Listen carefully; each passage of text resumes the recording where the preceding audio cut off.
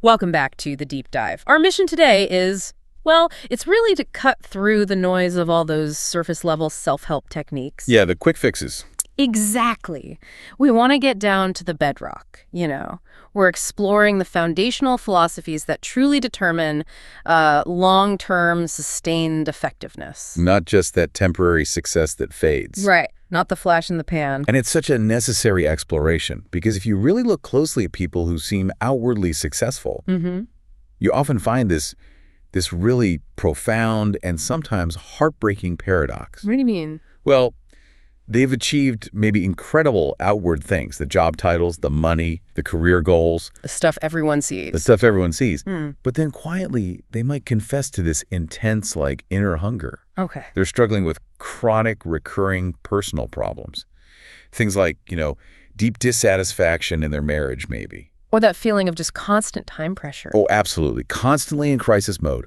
Or just a frustrating inability to sustain self-control. Like failing diets or exercise plans. Again and again. Yeah. That kind of thing. Fitness goals, personal growth attempts that just fizzle out. Yeah.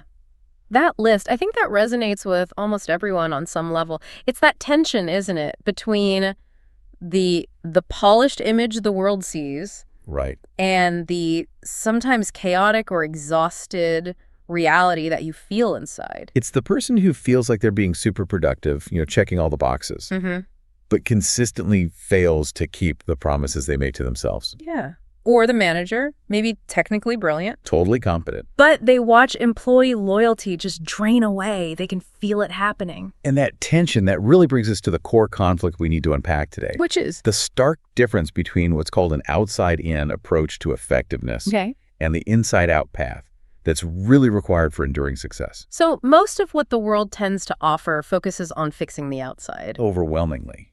The behavior, the communication style, the technique, the strategy. The how-to. The how-to. But the sources we're looking at today argue that focusing only on the outside is, well, it's fundamentally flawed. Why flawed?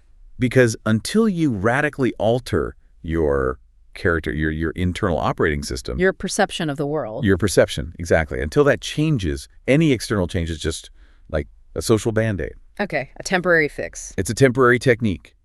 It ultimately fails because the foundation underneath it is weak, it's shaky. Got it.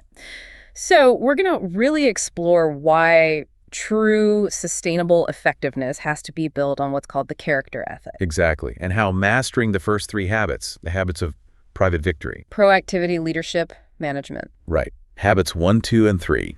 How those provide that unshakable foundation. Okay, let's start by really unpacking the symptoms of this crisis of quick fixes. Because the pain points described in the source material, they're not minor flaws, are they? Oh, not at all. We're talking about core functional failures, systemic problems. Like, imagine achieving, peak professional success. Hitting every target, getting the promotion. Everything you thought you wanted. Right, only to realize that the cost was maybe your family life. You look at your spouse or your kids and feel like you're talking to strangers. That's a heavy price. Or consider the individual who's constantly trying to get organized. Oh, I know this person. We all do. Maybe we are this person sometimes. They've downloaded, 3 different productivity apps. Bought 5 planners. Attended every time management seminar going. They're busy. They're definitely busy. Highly active. But they still feel harassed, pressured, completely devoid of a productive, peaceful life. It's like they're just shuffling the deck chairs on the Titanic. Yeah, that's a perfect analogy. Yeah. All motion. No real progress towards what matters. Then what about the manager? The one who, on paper, seems to be doing everything right. Yeah, they've had the training, modern motivation techniques. Competitive wages, team-building exercises. All the boxes ticked. Yet they feel this deep kind of cynicism, maybe, just beneath the surface with their team. Like they worry that the moment they turn their back, the staff will just be focused on themselves. There's no real commitment, no loyalty to the organization's actual mission. Oh, that's a tough spot. These deeply painful recurring problems, they're seen as the inevitable outcome of adopting what's called the personality ethic as the basis for effectiveness. And this became dominant. When? Really took hold after World War I. which is significant because for the 150 years before that, Oh, a long a time. very long time, the entire focus of success literature was radically different. It was all about the character ethic. Okay, that historical context feels crucial. Yeah. So what exactly was the character ethic focused on? It was overwhelmingly focused on, well, the fundamentals. Integrity, Yeah. fidelity, courage, humility, justice, patience, simple hard work. The golden rule. The golden rule, absolutely. Yeah. The core idea was that success was impossible unless these fundamental principles were truly integrated into your very being. Into the core of your character. Exactly. It wasn't about surface stuff. It was the long road, the path of deep internal work. Then, around the 1920s, 30s, that focus shifted dramatically. Yeah, it shifted towards what we now recognize everywhere. The quick fix culture, The personality ethic. the personality ethic. Yeah. It moved away from sort of goodness of character towards surface level things. Like what? Social image, polished attitudes, observable behaviors, techniques, How you come across? how you come across, and things like positive mental attitude or PMA became central. Right. This is when you start seeing those success maxims focus purely on presentation. Exactly. Like the power look. Okay. Or learning how to smile and win friends. Mm-hmm. Or even developing, frankly, manipulative techniques. Yeah. Like faking interest in someone's hobbies Yeah. purely to get something you want from them. So success became more about seeming effective than being effective. It became a popularity contest, in a way, not a test of inner character. And the source material makes this really powerful distinction here, doesn't it, between primary greatness and secondary greatness. Yes, this is critical. The skills and techniques offered by the personality ethic communication skills, influence tactics, positive thinking, they're secondary. Secondary greatness. Right. Now, sometimes they're essential. You obviously need social skills to function in the world, Sure. but, and this is the key, they must be built on the primary foundation of character, of integrity, of goodness. Primary greatness first. Primary greatness first. Because without that deep character foundation, well, the techniques are transparently empty, aren't they? How so? Think about someone who learns, say, active listening, solely as a tool to extract information or manipulate. Okay. They might use all the right nods, the mirroring phrases, the paraphrasing. They look like they're listening. They look like it. But if their heart, their intent, is full of duplicity or manipulation, the other person senses it almost immediately. You feel it even if you can't pinpoint why. Absolutely. The technique doesn't build trust. It actually breeds cynicism. The result is distrust, regardless of how technically proficient the speaker is. It really reminds me of that agricultural metaphor you hear sometimes, the law of the harvest. Ah, yes. That's a powerful one. You can maybe cram for a test, right? Because that's kind of an artificial system, and shortcuts sometimes seem to work there. For a little while, maybe. But agriculture, farming, that's a natural system. Completely natural. You have to pay the price. You have to sow before you can reap. You simply cannot violate the principle of process. You can't fake it. You can't cram for harvest. Exactly. And human relationships, just like farming, are natural systems too. Okay. We can't suddenly expect deep trust or loyalty if we've only ever invested in these surface-level techniques designed to get our way quickly. It just doesn't work long-term. That makes sense. To really bring this foundational issue home, let's go back to that powerful anecdote from the source material. The one about the parents and their son who was struggling with baseball. Ah, yes. That's a very telling story. They desperately wanted him to succeed, right? They were trying everything. All the positive reinforcement methods, telling him, keep your eye on the ball, cheering loudly. Even reprimanding other kids who mocked him. Yeah, doing all the right things technically. Yet the boy would just break down crying, convinced he was a total failure. The techniques weren't working. Why? What was going wrong? The techniques failed because the parents, underneath it all, were operating from a flawed internal script, a flawed perception. How did they figure that out? Well, when they finally had the courage to really look at their own deepest feelings, their assumptions, Yeah. they recognized their underlying perception. Their paradigm was actually that their son was somehow fundamentally inadequate, Wow. that he was clumsy, that he needed protection. And this subconscious reality, this belief, it was transmitted far more powerfully than their conscious encouraging words ever could be. So the techniques, the positive affirmations, the doing, it was completely out of sync with their being, with their core belief about him. Totally dissonant. The son wasn't reacting to their words. He was reacting to their non-verbalized underlying judgment. He felt it. Kids pick up on that stuff. Incredibly intuitive. So The critical insight here, the takeaway, is that to change the situation, they couldn't just change the kid, Right. nor could they really fix it just by changing their surface behavior, trying harder with the techniques. So what do they have to do? They had to change themselves first, starting with their internal perception, their fundamental view of their son. That's the inside-out mandate in action. Absolutely. The only way to genuinely improve the outward result was to alter the internal source. The perception had to change before the reality could. #2, Yeah. paradigms, principles, and the PPC balance. And that whole concept of perception, of our internal view, leads us perfectly into the idea of paradigms. Okay, our paradigms are what exactly? They're essentially the maps we use to navigate life, our frames of reference. They determine pretty much everything, our motives, our attitudes, our reactions. The word paradigm, it comes from Greek, right? Meaning a model or a theory. That's right. A model, a pattern, a frame of reference. You can think of it simply as a map, Yeah. how we see the world. And the critical point here, according to the source, is that the paradigm is not the territory. Absolutely not. The map is not the reality itself. Can you give an example? Sure. Imagine you're trying to navigate downtown Chicago. Find a specific address. Okay. But the map you're using is actually a very detailed, accurate map of Detroit, Uh-oh. right? No amount of hard work, positive attitude, or speed is going to help you. You'll just get to the wrong place faster. Exactly. Or you might practice positive mental attitude, feel really great about the journey, but you're still fundamentally lost.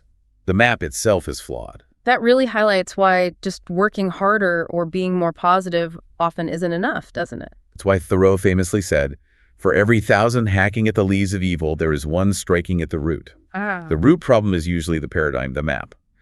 We spend so much time hacking away at bad habits or attitudes, the leaves, Trying to fix the symptoms. trying to fix the symptoms, when what we really need is a complete shift in our worldview. We need to strike at the root. We need a new map. And for that fundamental kind of quantum change to happen, our maps, our paradigms need to align with what? They have to align with correct principles. Principles are the territory. Okay, so principles are the reality, the natural laws. Exactly. They are immutable natural laws that govern human effectiveness. They're just as real as gravity. So things like fairness, integrity, honesty, human dignity. Service, quality, excellence. Mm. These aren't just nice ideas. They were fundamental truths. You can't ignore them. You can't legislate against them. You can't violate them without consequences. Well, why is it so tempting sometimes to try and shortcut these principles Yeah. or ignore them? Well, because the world, especially through that personality ethic we talked about, constantly tempts us with the promise of results without paying the price. The golden egg without the goose. Precisely. It suggests there are exceptions to the law of the harvest. But in human systems, whether you're developing trust, learning a difficult skill, or building a great organization, you must adhere to the principle of process. You can't skip steps. You cannot jump from level 2 to level 10 without going through levels 3 through 9. Trying to do so only leads to frustration, disillusionment, and ultimately failure. So when our paradigms, our maps, do align with these correct principles, the territory, what happens then? That's when we achieve true effectiveness. And the definition of effectiveness, according to the sources we're drawing on, rests entirely on one crucial balance, Which is? the PPC balance. PPC. Okay, break that down. This is maybe one of the most universally applicable insights. It's illustrated perfectly by Aesop's fable of the goose and the golden egg. Ah, the classic. Right. So effectiveness is the balance between P, which stands for production, the desired results, the golden eggs you want, Okay, the output. the output, and PC, which stands for production capability, the asset that produces the results, the goose itself. The ability to produce. The ability to produce, you need both. But the overwhelming tendency, especially in our modern results-driven society, is to focus almost exclusively on P, right? Totally. Yeah. Get the eggs now, maximize output today, this quarter, without much regard for maintenance or the health of the asset. And the implications of that intense P focus, they're pretty ruinous across the board, aren't they? Absolutely ruinous across all types of assets. Consider physical assets, like in a factory. Okay. If an owner constantly demands maximum output from a machine that's P, without ever pausing for preventive maintenance, oil changes, calibration, the PC work, What happens? inevitably the machine breaks down and the entire production capability is lost. No more eggs. That makes sense physically, How about financially? Financially, it's like the person who confuses principle with interest. Ah, They spend the principal focusing on P, wanting a higher standard of living now, which leads to a decreasing capability, PC, to generate interest in the future. they're eating the seed corn, starving the goose. Exactly. But the imbalance is perhaps most tragic and often most subtle when it's applied to human assets. Relationships, teams. Yes. Think about a marriage. If both partners are solely focused on the benefits they derive from the relationship, the golden eggs of companionship, support, whatever, Okay, focusing on P. they neglect the essential PC work. The little kindnesses, the courtesies, the deep listening, the quality time investing. The things that maintain the relationship itself. Right. The relationship, the PC, the goose, deteriorates day by day, maybe imperceptibly at first, until eventually the goose dies. The benefits cease entirely. That's a tough judgment call sometimes, though, isn't it? Especially in management. A manager's job is often judged purely on hitting those quarterly production targets, the P. Is How can they justify spending precious time on that soft, seemingly non-urgent PC work when immediate results are being demanded? This is where true principle-centered leadership really comes into play. In an organization, PC work means treating your employees essentially as volunteers. Volunteers, what does that mean? They get paid. It means recognizing that while you can purchase their hands and their backs, their time and physical effort, the P, Okay. you cannot buy their heart, their loyalty, their creativity, their ingenuity. That's the PC. That has to be earned. So if a manager constantly focuses only on the short-term bottom line, the P, And ignores the emotional needs, the developmental needs, the need for respect and trust of the staff, they're doing what? they are, in effect, liquidating the human asset. They're burning out their people, destroying morale, killing initiative. They're sacrificing long-term capability for short-term gain. So the PC work in an organization is the investment. It's absolutely the investment. Things like professional development, genuine two-way communication, fostering mutual respect, building trust. These things take time. They're important, but maybe not immediately urgent. Exactly. They often fall into that important but not urgent category. But when managers consistently invest in that PC work, What's the payoff? they build a climate where employees want to use their ingenuity and passion. They're not just subordinates following orders. They become genuine contributors, partners. That balance, the PPC balance, it isn't just some nice-to-have idea. It's fun math. Is the very definition of long-term effectiveness. If you fail to maintain it, you inevitably undermine the very capacity that produces the results you desperately want. Okay, so we've established this foundation, the importance of character over personality, and maintaining that PPC balance for effectiveness. Now we transition into the actual practice of this inside-out approach. Right. And this begins with what the source calls the private victory. It's about self-mastery. Before we can effectively work with others. Exactly. And understand this path to self-mastery, we need to grasp the sequential growth process called the maturity continuum. Maturity continuum. Okay, what are the stages? It outlines the necessary stages of human growth. We all start independence. Like infants. Like infants, yeah. Yeah. We're acted upon. We rely on others for direction, for care, for provision. The paradigm is, you take care of me. Makes sense. What's next? The next stage is independence. This is where we achieve self-reliance. We become inner-directed. The paradigm shifts to, I can do it. I can take care of myself. I am responsible. Okay, dependence to independence. Is that the end goal?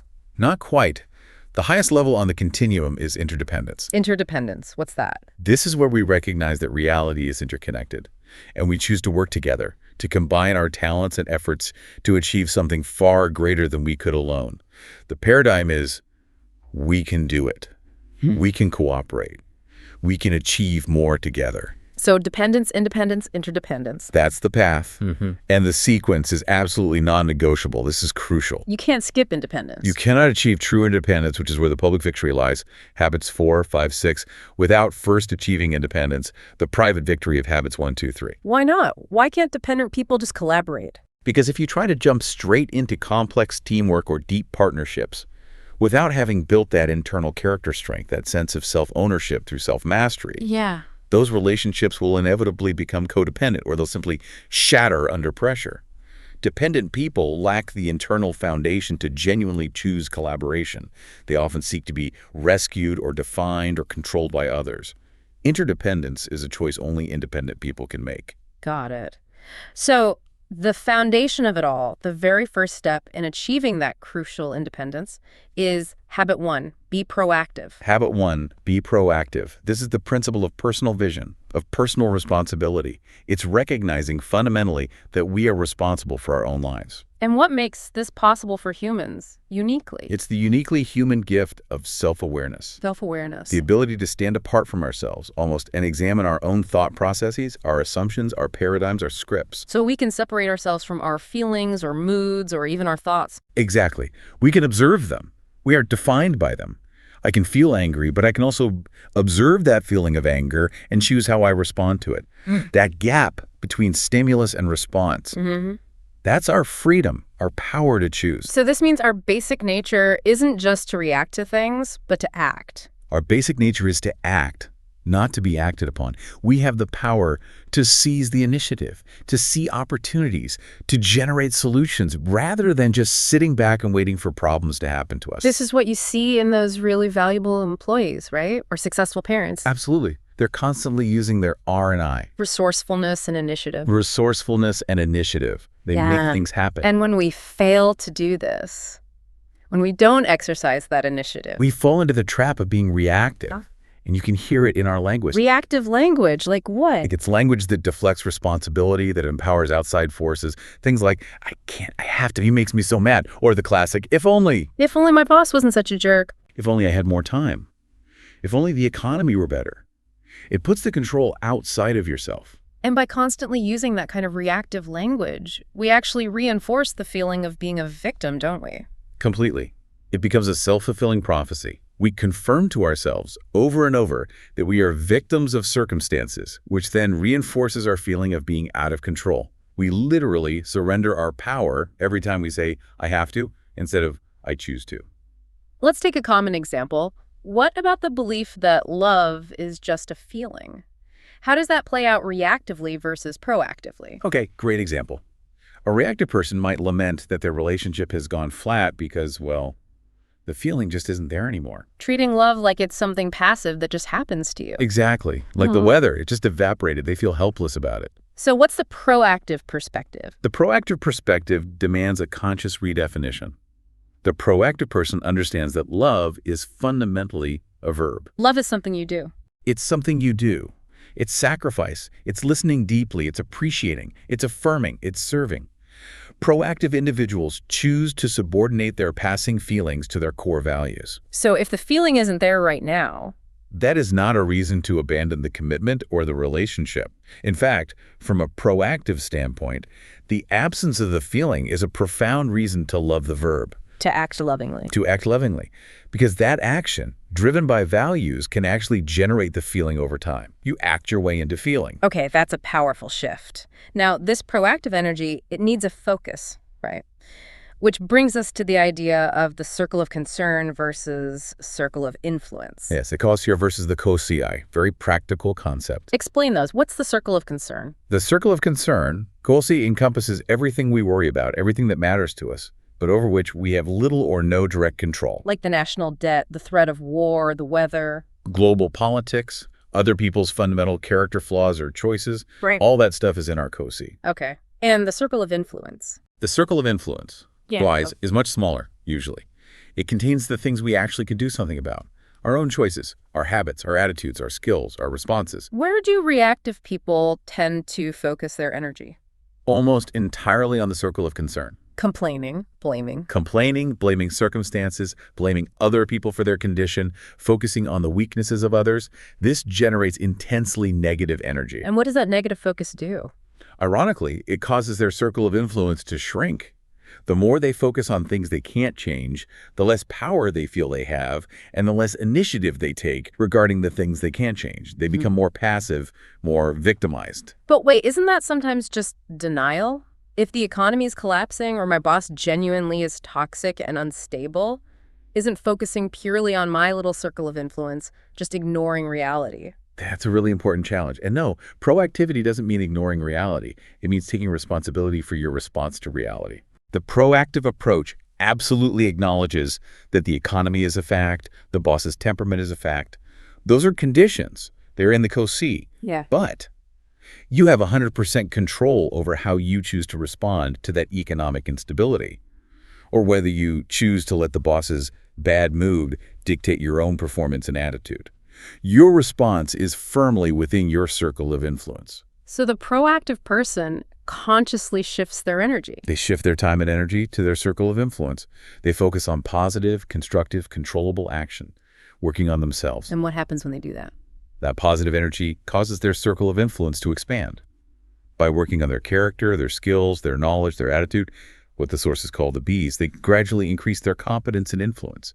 They might eventually influence the conditions around them. That simplifies the struggle beautifully. It's the haves versus the bees. Exactly. Reactive people are stuck in the language of the haves. If only I had a better marriage. If only I had more time. If only I had a less demanding boss.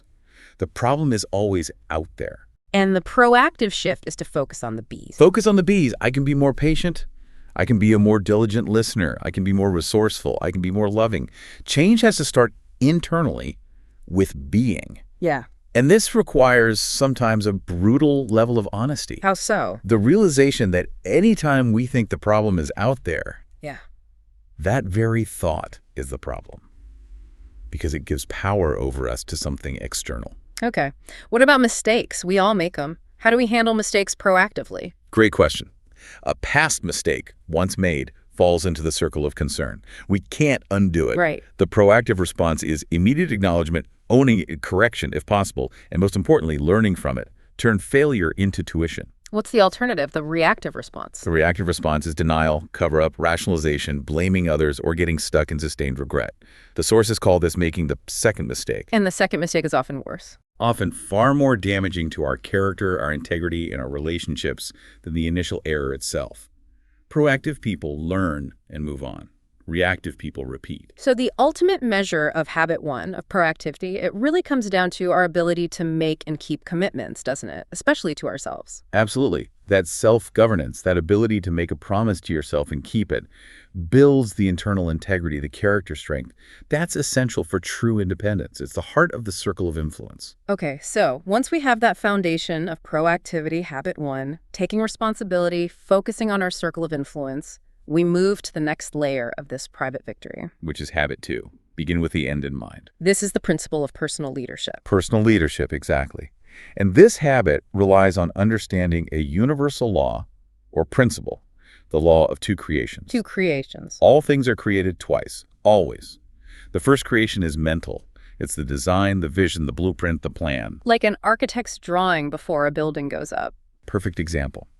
The second creation is physical. It's the execution, the construction, the management, the actual building. Okay, mental first, then physical. Mental first, then physical. Now, if we fail to consciously design that first creation, our life's blueprint, our values, our goals, What happens? we end up living reactively.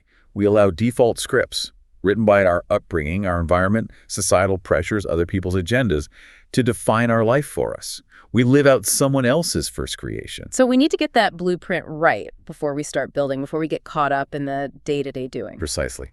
The physical creation, the day-to-day activity, must always follow a consciously designed mental creation. To clarify that ultimate blueprint, that ultimate end, the sources suggest a really powerful, if slightly sobering, mental exercise. Which is? Visualizing your own funeral. Wow, okay. That's intense. Why? It's intense but incredibly clarifying. It's a technique designed to strip away the ego, the daily urgencies, the societal expectations, and force you to confront your deepest values. What do you mean? When you imagine people speaking at your funeral, your family, friends, colleagues, what do you truly want them to say about your character, your contributions, your relationships, what really mattered? It bypasses the concerns of today's meeting or this month's targets. Completely. And focuses instead on legacy, on contribution, on relationships. You might realize, for instance, that you want to be remembered as a patient, loving parent who used wisdom and connection, not just as an efficient, perhaps authoritarian one who relied on quick fixes and control. So it clarifies the ultimate destination, the end we should have in mind. What's the most effective way to really solidify that mental creation? The most effective way, the source argues, is by developing a personal mission statement. A personal constitution almost. Exactly, like a personal constitution. It's a written articulation of your purpose and values. And what should it focus on? It needs to focus on what you want to be your character and what you want to do, your contributions and achievements. And critically, it must be anchored firmly to correct principles, those timeless truths we talked about. Why is having this written statement so important? It acts as a changeless core. In today's world where external change is so rapid and constant, Everything's shifting. everything's shifting, having that personal constitution provides internal stability, direction, and the criteria by which you measure everything else. It's your standard. This whole creation process, habit two, it feels like it heavily involves the right side of the brain, doesn't it? Very much so. It's about imagination, creativity, conscience, inspiration. It's less about logic and analysis, more about vision and values. And we're essentially trying to re-script our inner programming, maybe overcoming old reactive scripts, to align with these deeper values. Are there practical tools for that re-scripting? Yes, a powerful tool mentioned is the use of affirmations, but they have to be structured correctly to work. How so? Not just wishful thinking. Definitely not. A good affirmation needs to contain 5 key ingredients. It must be personal, positive, what you want, not what you don't want, present tense, as if it's already true, visual, engaging the imagination, and emotional, connecting with feeling. Okay, can you give an example? Let's take a common struggle, like maybe impatience with kids or colleagues. Okay. A weak, ineffective affirmation might be something like, I will try not to be so impatient. Why is that weak? It's future tense, will try, negative, not so impatient, and lacks emotional or visual power. So what would a strong habit two style affirmation look like? Something like, it is deeply satisfying, emotional, that I personally respond with wisdom, love, firmness, and self-control, positive present tense, when my children are fighting visual. Ah, I see the difference. You're programming the desired state as if it's happening now. Exactly. By daily visualizing that desired response, that mental creation, you are consciously practicing. You're overriding the old reactive programming, making it much more likely that the physical creation, your actual behavior in the moment of stress, will follow suit. You define the self before the crisis hits. Okay, so habit two is the first creation, the leadership, the blueprint. What comes next? The mental creation, habit 2, leadership, then hands the reins over to the second creation, the physical creation. And that is habit 3, put first things first. This is the principle of personal management. Personal management. Yeah. The practical, day-to-day execution of habit 2. We need to pause here again, maybe, and really nail the distinction between leadership, habit 2, and management, habit 3. Good idea. They're often confused but distinct.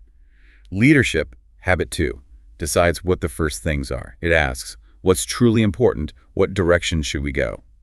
It's the philosophical right brain work, the art of vision. Okay, deciding the destination. Deciding the destination. Yeah. Management, habit 3, is about how to best get there. It's about putting those first things first, day by day, moment by moment.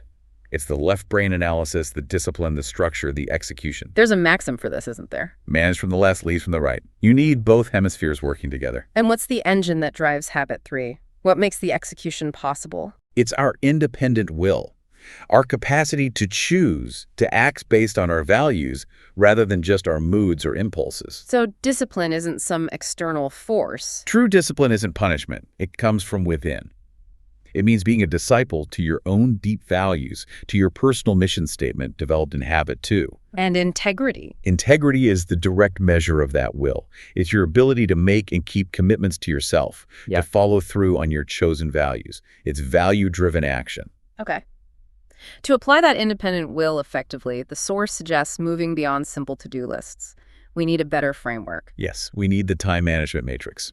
This is crucial for separating the truly important from the merely urgent. Urgent versus important. Define those again. Urgent things demand immediate attention. They act on us. A ringing phone, an immediate deadline, a crisis.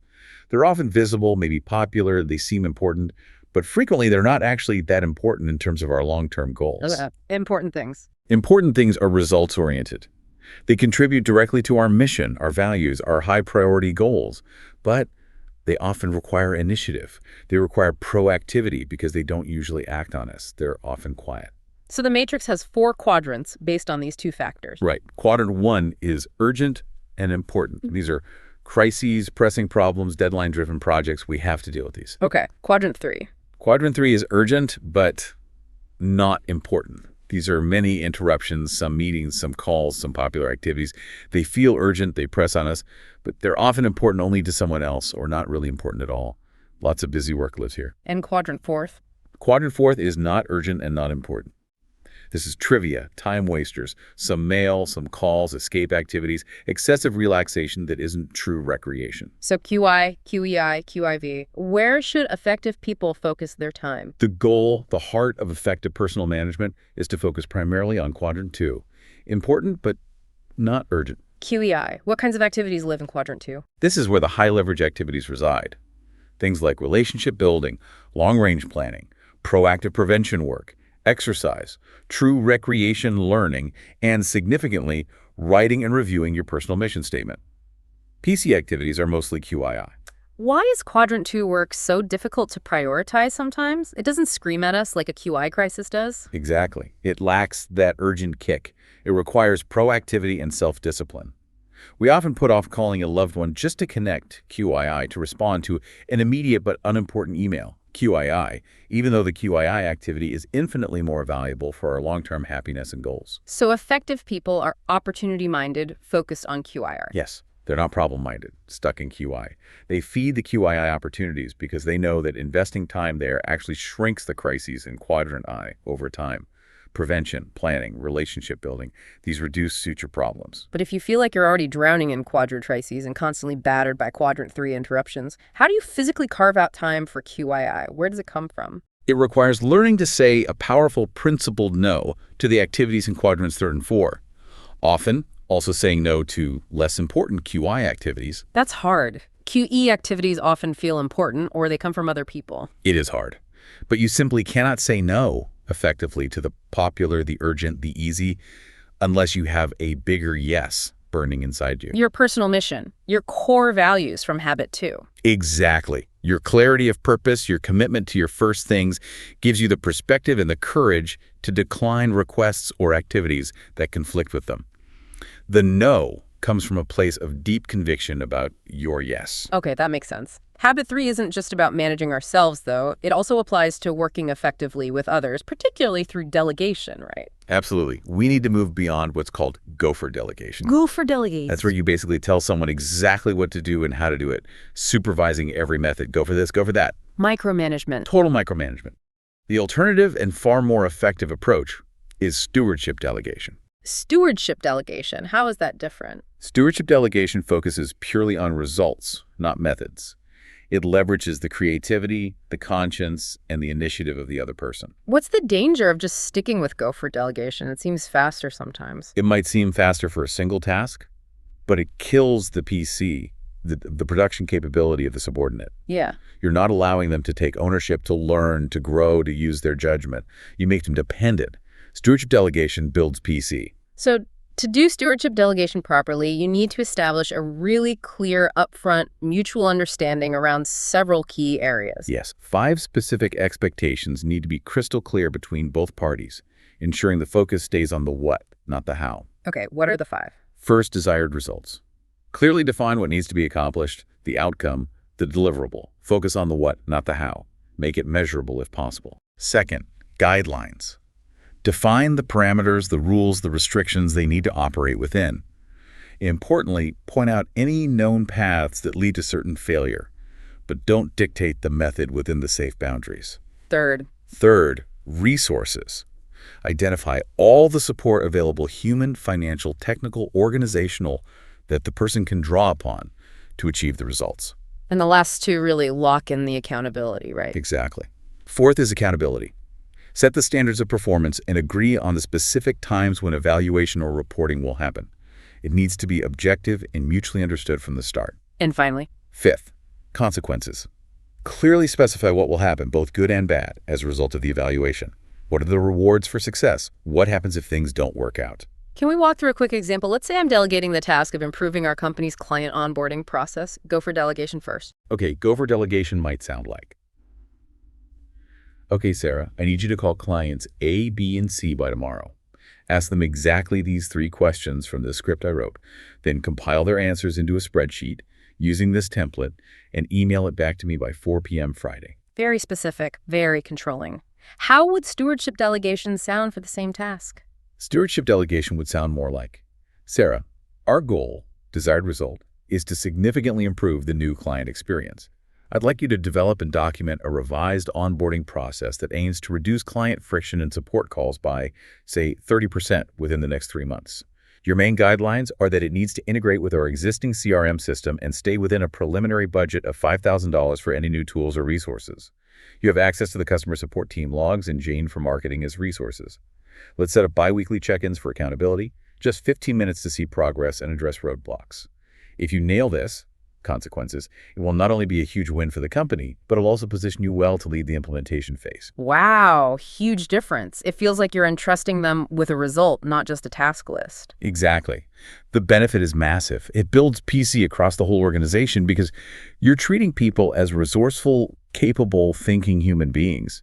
You're making them responsible for results, freeing up their potential, and freeing up your own time for more QII leadership activities. Hashtag tag, tag, tag, outro. So we've really covered the journey of private victory now. Habits 1, 2, and 3. Be proactive. Begin with the end in mind. Put first things first. Right. This sequential development, moving from proactivity to personal leadership and then to effective personal management, this creates the core of personal integrity, self-mastery, and true independence. It's the absolutely necessary character foundation we talked about at the start. It really is. And without this foundation, without this private victory, well, you simply cannot move effectively into interdependence or achieve what the source calls public victory habits 4, 5, and 6. You can't build strong, trusting relationships or teams if your own character is shaky. Exactly. As the saying goes, you cannot talk your way out of problems you behaved yourself into. If you lack that inner character strength, that integrity built through habits 1, 2, and 3, you'll inevitably come across as manipulative, or maybe emotionally brittle, or unreliable when faced with complex relationships or challenging situations. So true public victory, those deep, productive, interdependent relationships, the synergy, the win-win thinking that really only becomes possible once you've achieved this high level of independence first. That's a prerequisite. Interdependence is a choice only independent people can make. Okay. So as we conclude this deep dive into the foundation of effectiveness and the private victory, knowing that the highest expression of interdependence later on is synergy, habit 6, where the whole becomes greater than the sum of its parts. Maybe let's leave our listeners with one final thought, something specifically about applying this inside-out approach. Okay. Well, synergy, as you said, requires valuing differences, right? Bringing different perspectives, different strengths together to create entirely new, better options. We usually think about that in terms of teams or partnerships, external things. What do you do? But what if we consciously applied this powerful principle of synergy internally? Internally. You mean psychic synergy, applying synergy to our own internal conflicts or ways of thinking. Exactly. The source material notes that many people are heavily scripted in, say, purely logical, analytical, left-brain thinking, and they often find that totally inadequate for creative problem solving or for dealing with complex emotional nuance in relationships. Or vice versa, someone highly intuitive might struggle with structure and execution. So psychic synergy would mean? It would mean internally valuing both sides, valuing the analytical, sequential, verbal side of ourselves just as much as we value the intuitive, creative, holistic, visual side, the right brain. It means fostering cooperation between both hemispheres within ourselves. Achieving a kind of profound internal wholeness, maybe, instead of letting one side dominate or suppress the other. Precisely. And this development of internal psychic synergy, this is completely within your circle of influence. It starts with self-awareness, habit 1, envisioning that integrated self, habit 2, and managing yourself to nurture both sides, habit 3, and perhaps that internal integration is the ultimate preparation for navigating the complex, interdependent realities of the world outside,